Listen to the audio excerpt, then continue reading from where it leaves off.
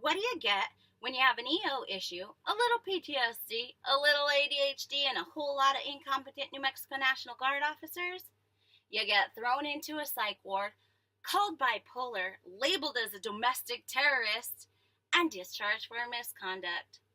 But rather than focus on their incompetence, I want to commend them for the one thing that they got right.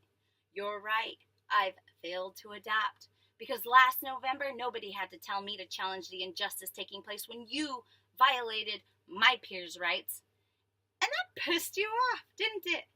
Is that what sparked your initial discrimination against me for my first profile in 7 years, only to allow my male counterparts to miss mandatory events without consequence? And I wonder if that's why you thought my emails were bitchy, only to conclude that I wasn't leadership material for having left my Kevlar at Cochiti Lake. Now I know I didn't help the situation when I countered with your lack of leadership material for being in constant violation of 600-9. For those of you who don't know what that is, I called an officer fat. But I sure as hell never raped an individual of their dignity and honor as a soldier and human being, then destroy the evidence. Because I actually hold myself to a higher standard. It was me who set the personal standard of excellence when you asked me to be your first female infantry officer. I'm the 101st Combat Veteran. I know what it takes. You preach equality, I live and understand it. And guess who on several occasions brought home honor graduate and Iron Man and exceeded every military standard throughout their career? Yeah, me again.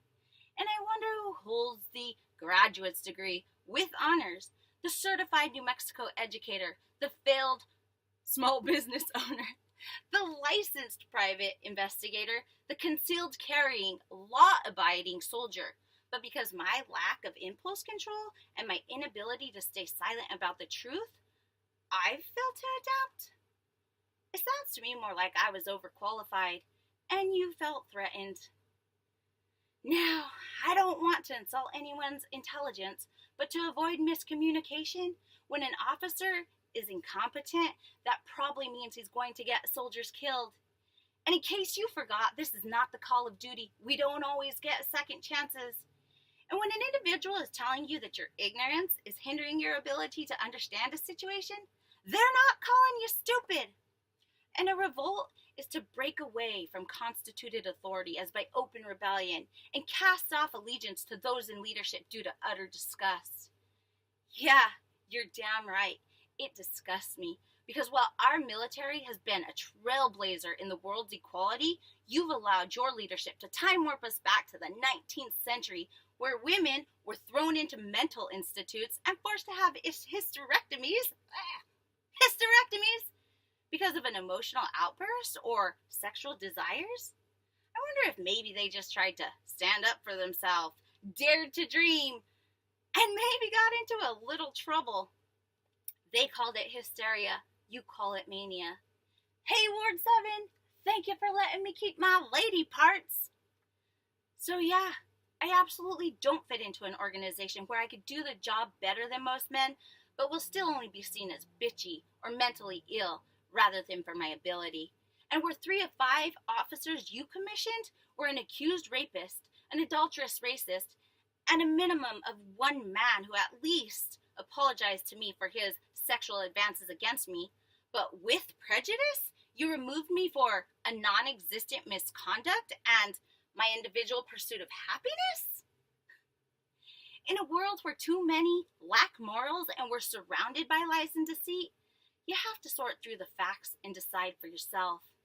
After 35 years of unorganized excellence, I may have developed bipolar, but I'll call it an allergic reaction to ignorance. And I may be a little loony, but when you're a woman challenging the authority of 3 white men who happen to be officers, currently my oppressors, it's like challenging religion with science. Again, in the 19th century. Unfortunately for you, I still believe that I was put on this earth to change the world. And your ignorance, blinded by your ego, has only become the fuel for what my future will unfold.